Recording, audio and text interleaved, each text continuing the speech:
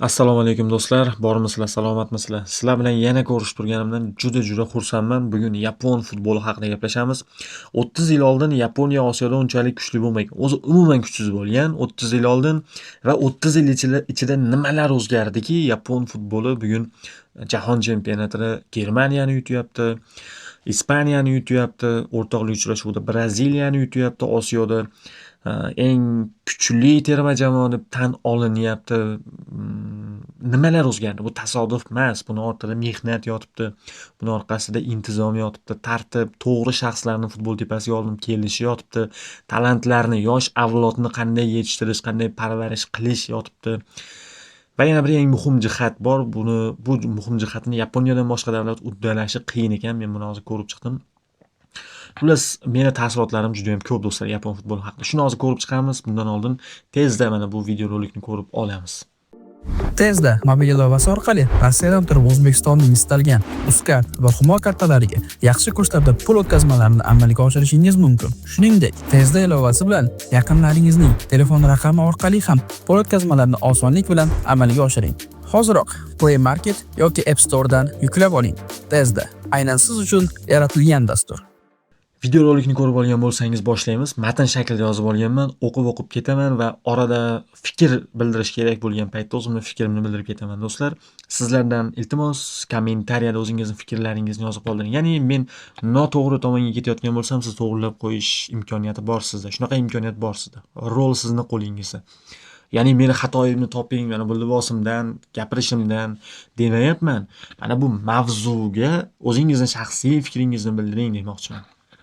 Xullas, men boshladim o'qishni do'stlar. 1990-yilgacha Yaponiyada futbol birinchi o'rinda turmagan. Yaponiyada sambo turgan, beysbol turgan, 3-o'rinda adashmasam undan ham pastroqda futbol turgan do'stlar Yaponiyada. Va o'sha maktablar darajasida o'ynalgan havaskor klublar bo'lgan, terma jamoasi ham Osiyoda o'rtamiyona qatnashib yurgan, o'sha turnirga borib kelsang bo'ldi degandek. Keyin eng muhim jihatlardan biri 1993-yilda Yaponiyada J Liga tashkil qilingan. Va bu shunchaki futbol ligasi bo'lmagan, bu millat loyihasi bo'lgan. Yaponiyada futbolga shunaqa qarashgan, bu millat loyihasi J Liga deb qarashgan, ko'ryapsizmi? Va unga hukumat darajasida va plus xususiy kompaniyalar, katta kompaniyalar jalb qilingan homiylik uchun. Ular o'sha marketingga, akademiyalarga, har xil o'sha maydonlarga pul tikishni boshlashgan va ularni shiori bo'lgan ekan. Ularning shiori shuki, bizga bugun emas, 20 yildan keyin natija kerak. Bugun shunchaki sarmoya, natija 20 yildan keyin degan shiori bo'lgan ekan yaponlarning. Tasavvur qilyapsizmi? Bugun O'zbekistonda shuni tasavvur qilib ko'ring. Misol uchun, hokimlar hozir futbolga qiziqishadi. Bu yaxshi o'zi, yaxshi tomon bu o'ylab qaralganda, lekin misol uchun Andijonda, Navbahorda deylik, ular pul tikishadi. Agar bu yil natija o'xshamasa, hamma ularga o deb kulgandek, masxara qilgandek qarashadi. Yo'q, o'sha hokimlar bugun pul tikishdi, ular kelib mana shu avlod, shu hokimning qo'l ostidagi avlod bir necha yildan keyin o'zining natijasini beradi albatta. Ya'ni unga hamma masxara qilgandek qarashadi. Ya'ni o'xshamadi-ku, mana shuncha sarmoya kiritdik, endi nima bo'ladi degandek. Ya'ni demoqchimanki, o'zi tizimli bo'lish kerak-da shu narsa. O'sha 1993-yilda Zico olib kelingan, tizimni o'zgartirgan odam. Ya'ni Yapon futboliga J Liga tashkil qilinyapti va Zico olib kelyapti. Zico bu braziliyalik Artur Antunes Coimbra, Braziliya afsonasi, oq Pele, Flamengo yulduzi. U Kashima Antlers klubiga keldi. Faqat murabbiy emas, futbol o'qituvchisi. Zico Yapon futboliga texnika, tez pas, kombinatsiya, o'yin va professional mentallik olib kelgan. Zico shuni aytgan: Yaponlar juda intizomli, endi ularga futbol fikrlashni o'rgatsak bo'ldi. Aynan shu jarayon Yapon futboli falsafasi deb ataladi. Ya'ni shu jarayon Yapon futboli falsafasi deb ataladi. Yapon futboli falsafasi. Yaponiya o'ziga savol bergan ekanda, Yaponiya shu futbol atrofidagi odamlar o'zlariga majlisda savol berishgan. Ya'ni biz Yevropa bilan kuchda raqobatlasha olamizmi? Kuch jihatdan, ya'ni jismoniy kuch sifatida Yevropa yoki Janubiy Amerika bilan bellasha olamizmi degan. Tabiiyki ular yo'q. Kuch emas, texnika, tez qaror, joy tanlash, jamoaviy o'yin, Ziko ta'siri bilan Braziliya texnikasi, Germaniya intizomi uyg'unlashtirildi. Ko'ryapsizmi do'stlar? Braziliya texnikasi va Germaniya intizomi uyg'unlashtirildi. Ya'ni ko'pchilik biladiki, yaponiyalik yosh futbolchilar o'sha Yevropaga yo'lni Germaniyadan boshlashadi. Juda ko'p futbolchilar bunga misol aynan hozir ham juda ko'p futbolchilar Germaniyada o'ynashadi, yapon futbolchilari.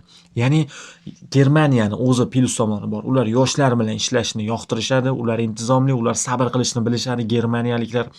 Ya'ni bugun parvarish qilyaptimi, u natijani hozir bugun talab qilmaydi. U yaponlarga o'xshashroqda germanlarda ham.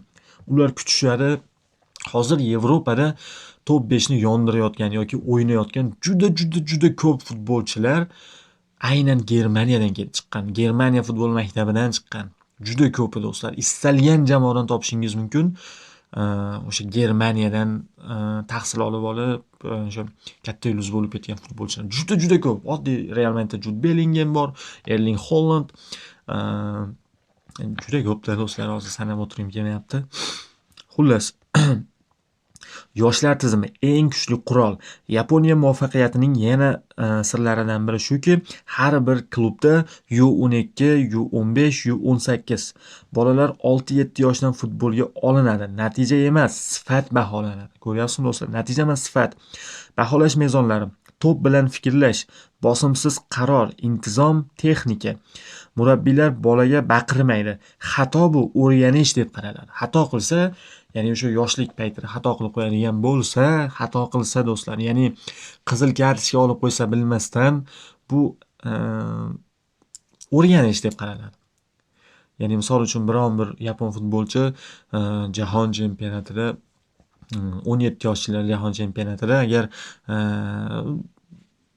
agressiyaga berilib qizil kartochka olib qo'yadigan bo'lsa, uni murabbiy bug'mas ekan ko'pchilikning oldida. Ularda boshqacharoq ekan.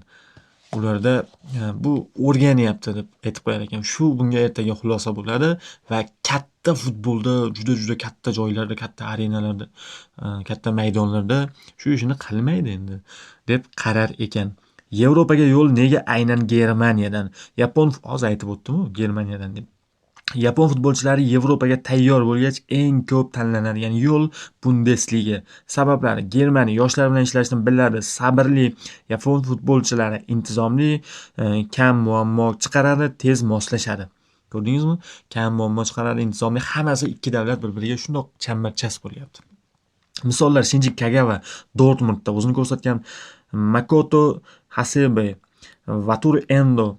Shinji Kagawa muvaffaqiyati butun Yevropaga ko'rsatib qo'yganki, ya'ni Shinji Kagawa'dek futbolchilar bor ekan mana Yaponiyada degan va bozori tezlashib ketgan Yaponiyada. Natija: bugungi Yaponiya jahon chempionatida aytib o'tgandek Germaniyani yutdi, Ispaniyani yutdi, o'rtoqlik uchrashuvda Braziliyani yutdi. Yevropada plus 50 dan ortiq yapon futbolchilari bor. Muhimi, bu bir avlod emas. Ana ko'rdingizmi do'stlar? Muhimi bu bitta avlod emas-da. Ya'ni hozir sizlarga bitta savol beraman. Shu savolga javob berishingiz kerak. O'zbek futboli deganda nimani tushunasiz? O'zbek futboli deganda o'zi nimani tushunishimiz kerak? Hujumkorlik nima, himoya nima, taktika o'zi nima? Nima o'zi o'zbek futboli? Bormi shunaqa o'zbek futboli degan model bormi? Agar men bilmayman, agar sizlar bilsalaring, aytib kommentariyada yozib fikrlaringni qoldirib ketinglar.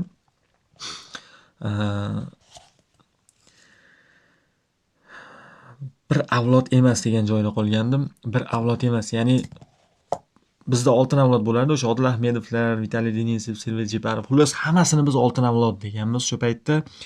Eng muhimi deyapti, bitta avlod bo'lmasligida deyapti yapon futbolining kuchi. Ya'ni terma jamoada hozir bizda yoshi eng kattasi kim? Misol uchun eng yoshi katta futbolchi va eng yoshi Abbos ham bor, ya'ni mix jamoa. Bitta avlodni misol Belgiyani misol qilib oladigan bo'lsak, Belgiyadan hozir o'sha avlodi sekin-sekin yoshi o'tib qolyapti. Misol uchun Kevin De Bruyne, Lukakular, tipi Courtois, xullas bularning yoshi o'tib qolyapti. Uni o'rinbosarlari chiqmayapti. Shunaqa yulduz darajasiga chiqqan Azar allaqachon futbol faoliyatini yig'ishtirib yuborgan. Xullas mana shunaqa gap so'zlar. Xulosa: yapon modelidan saboq. Yaponiya shuni isbotladi. Futbol pul bilan emas. Qatarni eslang. Futbol yulduzlar bilan emas, Saudiyani eslang. tizim bilan yutadi. Futbol tizim bilan yutadi deyapti. Ko'rdingizmi do'stlar? Bu tizim akademiyalar degani, ya'ni akademiyalar o'rgatilganda ham shu U12, 13, 14, 15 xullas milliy terma jamoaga yetib kelguncha har xil terma jamoalarimiz bor. Va shu terma jamoalardagi murabbiylar o'yin falsafasi bir xil bo'lishi kerak. Shu murabbiylarga bir xil o'yin falsafasini o'qitadigan bir katta o'sha oq Pelega o'xshagan, Zikoga o'xshagan bir shaxs bo'lishi kerak. Yaponiya har doim shu yosh terma jamoalariga murabbiylarni chet eldan olib kelgan. Braziliyadan olib kelgan, Germaniyadan olib kelgan, Ispaniyadan olib kelgan.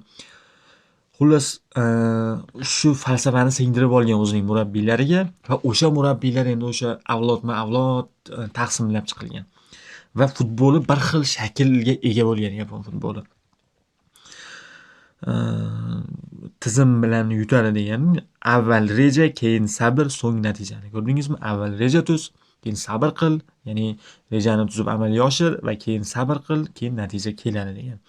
Xullas, mana shunaqa gap so'zlar do'stlar. Yapon futboli meni juda ko'p tomonlari bilan hayrat qoldirgan va mana bugungi ma'lumotlarni to'plash jarayonida men hammasini bu yerga sig'dira olmayman. Futbolchilari haqidagi ma'lumotlarni bermayapman. Hozir milliy terma jamoasini shundoq ochib qarasangiz, o'sha milliy terma jamoadagi 24 ta futbolchi ro'yxatga o'tkazilgan bo'lsa, o'sha futbolchilardan 5 ta yoki 6 tasi J ligada o'ynaydi. Qolgan hammasi Yevropada yuradi. Undan tashqari yana juda ko'p futbolchilar Liverpoolda bor. Ko'pda xullas do'stlar, yaponlarning futbolchilari. Bu tizim, ko'ryapsizmi? Tizimning mevasi, o'sha Ziko falsafasining mevasi. Yapon futbol falsafasining mevasi bu do'stlar. Ya'ni O'zbekistonda ham shunaqa qilishimiz mumkinmi? O'zbekistonda ham shunaqa hozir to'xtatib turib, endi balkim hozir kechdir to'xtatish uchun, chunki bizda ham avlodma-avlod hammasi to'g'ri kelayotgandek go'yo. Lekin bir o'zbek futboli modeli degan narsani men haligacha tushunib yetganim yo'qda. Ya'ni o'zbek futboli qanaqa bo'lishi kerak o'zi? Men ertaga farzandimni misol futbol akademiyasiga olib borishimdan oldin unga o'zbek futboli mana bunaqa bo'ladi. Shunga tayyorgarlik ko'rib tur, seni ertaga akademiyaga olib boraman deb tushuntirishim uchun qanaqa falsafani bilishim kerak o'zi do'stlar. Xullas, o'zingizni ehtiyot qiling. Telegram kanalimni bilasiz, o'zi meni kuzatib yurgan muxlislar juda yaxshi bilishadi. Har doim so'nggida aytaman va shuni qistirib aytamanki, oxirigacha ko'rgan muxlis haqiqiysi bo'ladi va men haqiqiylarini Telegram kanalimda songa emas, sifatga e'tibor beraman. Telegram kanalimga o'tib qo'shilib qo'ying. O'zingizni ehtiyot qiling, ko'rishguncha salomat bo'ling.